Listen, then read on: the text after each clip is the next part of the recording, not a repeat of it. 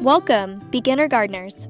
There's nothing quite like the satisfaction of growing your own food, and starting tomato plants from seed is a rewarding journey we'll explore together. Our adventure begins with choosing the right seeds. Select varieties suited for your climate and space, ensuring they are high quality for the best chance of success. Next, prepare your planting medium. Use seed starting mix in small pots or trays, making sure it's moist but not waterlogged. Plant seeds about 1/4 inch deep.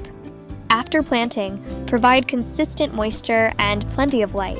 A sunny windowsill or grow lights will help your tiny seedlings thrive, mimicking natural daylight conditions. Then, the magic happens. Watch closely for the first signs of life as tiny green sprouts emerge from the soil, pushing upwards towards the light in a beautiful time-lapse. Seeing your tomato plants grow from a tiny seed to a vibrant plant is incredibly rewarding.